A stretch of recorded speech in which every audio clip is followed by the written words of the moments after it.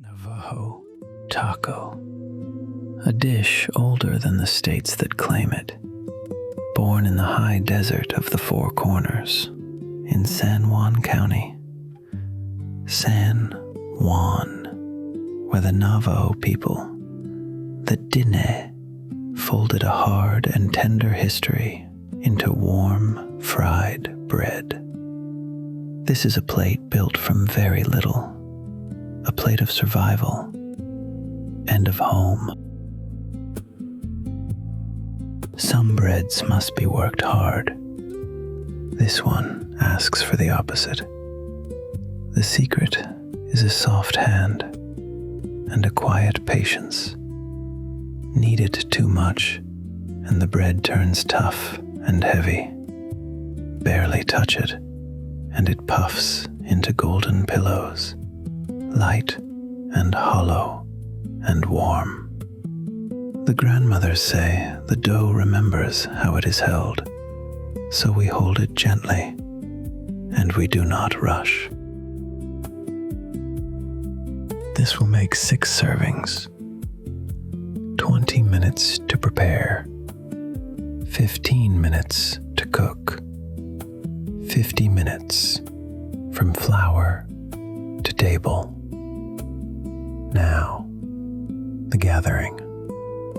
3 cups of all-purpose flour, 1 tablespoon of baking powder, 1 teaspoon of salt, 1.25 cups of warm water, 2 cups of vegetable oil, 1.5 pounds of ground beef, 15 ounces of pinto beans, 4 ounces of mild green chilies, 2 ripe tomatoes, 2 cups of shredded iceberg lettuce, and 1 cup of cheddar. We begin with the bread. Sift the 3 cups of flour into a wide bowl. Add the baking powder and the salt.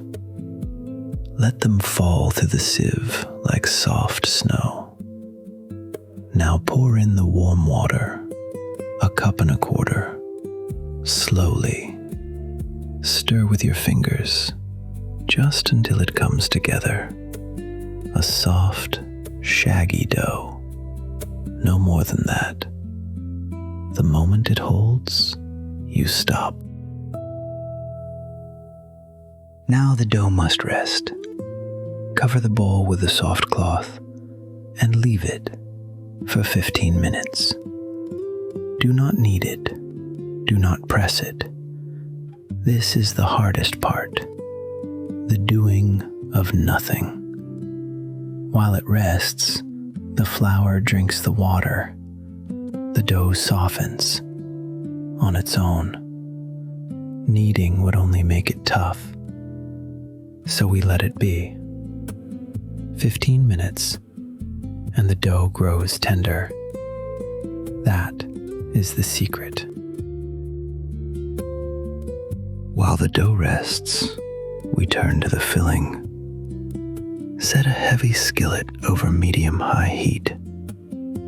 Add the 1.5 pounds of ground beef.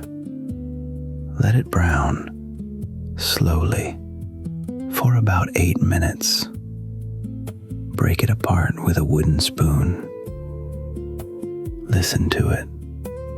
That soft, steady sizzle. When the beef is deep and browned, stir in the pinto beans, all 15 ounces. Then the mild green chilies, 4 ounces, gentle and green.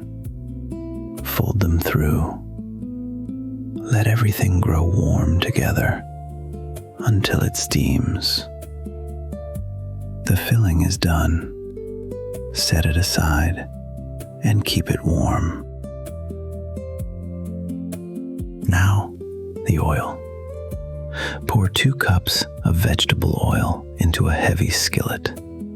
Set it over a low, steady flame and let it warm warms slowly to 350 degrees Fahrenheit.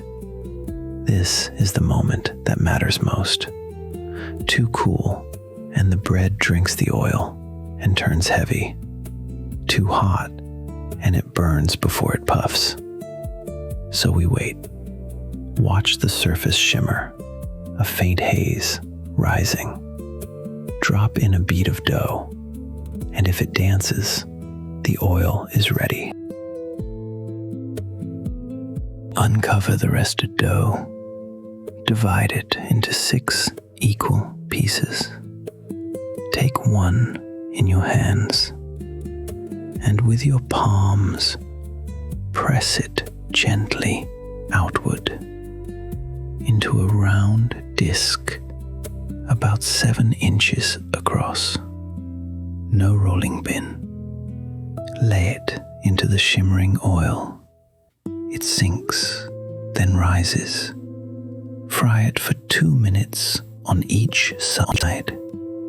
Watch it puff and blister and turn a deep gold. Then lift it out and let it drain. Now we build. Lay a warm fry bread on the plate. Spoon the beef and beans across the top, still steaming. Scatter the shredded cheddar, 1 cup shared among them, and let it melt into the heat. Then the cool things.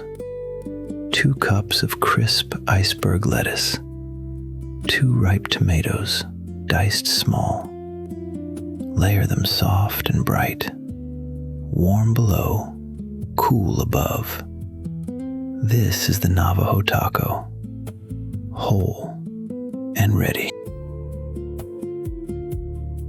To know this bread, we go back to the year 1864. In that year, the Navajo people were forced from their homeland, marched on foot for hundreds of miles across the high desert to a distant place called Bosque Redondo. Bosque Redondo, the site of fort named Sumner. The Dene, remember it with a single word: Hueldi, the place of suffering. Far from home, they were given rations they had never seen before. Before that winter, the Dene ate from their own land. Corn, beans, and squash. The 3 sisters. Piñon nuts. Piñon. Wild game. Foods grown and hunted for countless years. But at Bosque Redondo, that world was gone. In its place came white flour, lard, and salt. From these few things, a new bread was born. In the Navajo language, it is called Bada de Nilgaz. Bada de Nilgaz, a name that echoes the sound of dough rising and bubbling in hot oil. In 1868, a treaty was signed, and the Dene were allowed to walk home. They carried the bread with them. What was born of hardship slowly became something else. A food of Sundays, of gatherings, of homecomings. And it did not stay with one people. Across the years, fry bread traveled from nation to powwows and kitchens across Native America. Then, about 60 years ago, beans and beef were laid upon it, and the Navajo Taco was born. Navajo Taco. Today, the fry bread is everywhere people gather. At powwows, at fairs, at kitchen tables on the reservation, and far beyond it. In 1995, the Navajo Taco, Navajo Taco, was named the state dish of Arizona. And yet, its meaning is layered. For some, it is comfort and home. For others, it holds the memory of what was lost. It is both at once, a bread of sorrow and of survival, made by Diné hands, Diné, that refused to let go. Lift the warm fry bread to the plate.